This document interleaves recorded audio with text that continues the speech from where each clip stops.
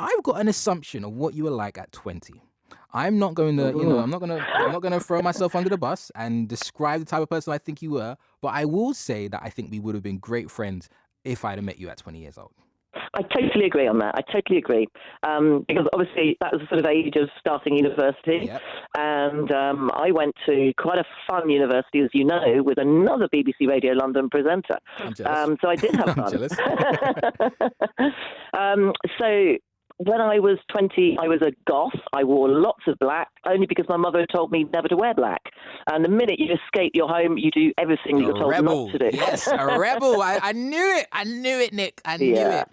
I was. I broke out, broke free. But I was very, very naive. That's the thing. I really regret how naive I was, particularly to other cultures and to the big, wide world of big issues like racism, abortion, gay rights, all those things. I didn't learn until I got to university. Right. And I felt very naive and very upset with myself that I wasn't more worldly.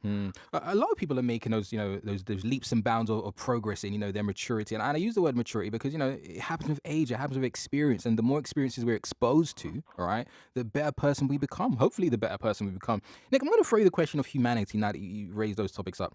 Some people would say that we're moving in a bad direction. Do you think we're moving in a good direction as humans, as humanity? No, I have to agree. I do think we are losing humanity. Why? And it is. Why? It is There's so much happening. hope out there, Nick. There's so much hope. There is a really nice coming together community feeling that a lot of people got through COVID, through a crisis where we had to unite regardless of how much we earned, where we lived, what colour, creed, culture, religion we were. We came together against one thing, that COVID was that one enemy we all faced all over the world.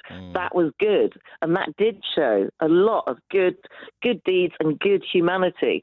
Sadly, though, the politics, the commercial side, the overhanging reach of all of that still continues, but is basically, to me, stripping humanity.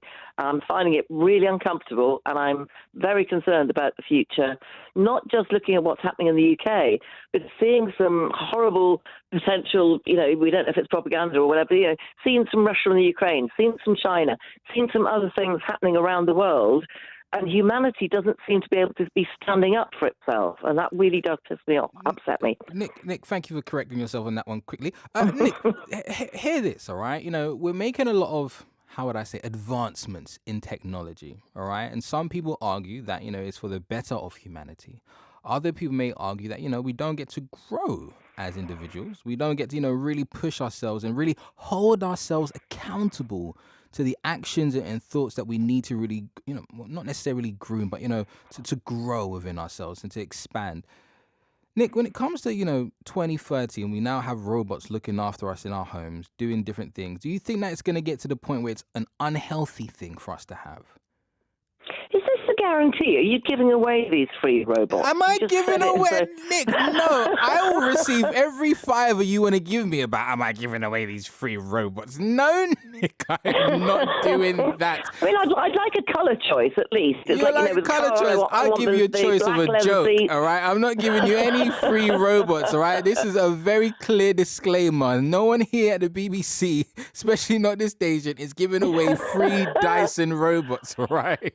Oh, it'd make a great headline. Oh, great headline. goodness. Lionheart in robot donation. Yes. Robot donation. Imagine that Yeah. though, right? Do you think we'd ever reach a point where people aren't even donating money anymore? They're donating machines to help other people who may be in, a bit of misfortune. Well, that happens now, really, doesn't it? And it is good that so many schools and underprivileged kids, and again, COVID, when every child wanted to use Zoom to make a phone call to their grandparents or to have lessons online and learn at home, that was actually another good humanitarian thing, because a lot of people got their old technology and donated it. So that was actually a good thing.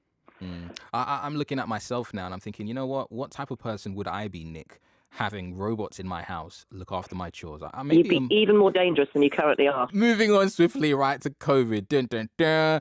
People are calling it long social distancing. And as someone who I know is, I don't know if you're still experiencing long COVID, but someone who's spoken to me quite personally about long COVID, how do you feel about long social distancing as a reference people are using now in regards to interacting with each other?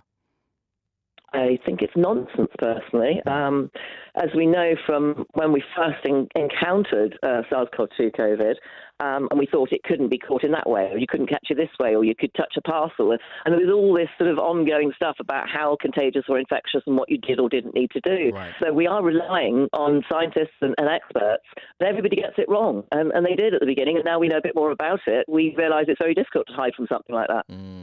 You know, I'm looking at a lot of people on the TFL, and people are still moving very different. As much as I don't hear people talk about COVID specifically, I am still seeing people moving around very precautious on their interactions with strangers, and we're quite conservative as people. Though, is it? Oh, sorry, people are seeing other illnesses and other infectious diseases. We've got all these strange illnesses that are being found in other countries or other parts of the UK or the US that we don't normally encounter. To me, that's something that we should be looking at a little bit more concerned, whether it be monkeypox or hepatitis in children. Horrendous, children having to have liver replacements. So many things to concern ourselves with. That doesn't bring us a lot of joy. It brings us a lot of awareness. Yes, facts. But it definitely doesn't make us feel comfortable or eager to leave our house and interact with people as we used to prior to 2020, which makes me think, Nick, there needs to be a stronger push to get us to be more socially interactive again. We should be living our lives, but having an eye out and using the experience we've got to be able to go forward and live more comfortably. That's that rebellious spirit I trust in you coming out now. Nick, I got to love you and leave you, right? We're coming up to the midnight mark. Nick, do me a favor, okay? If you get a chance, all right, I really, really can't wait for it, right? I want to make sure that me, you, the rest of my BBC Radio London familia karaoke. And I feel like you would be a great harmonizer to stop me from sounding embarrassing. I think you would make me sound absolutely beautiful. Listen, Nick, I got to love you and leave you, but I'll speak to you soon, my friend. You take care. To the rest of my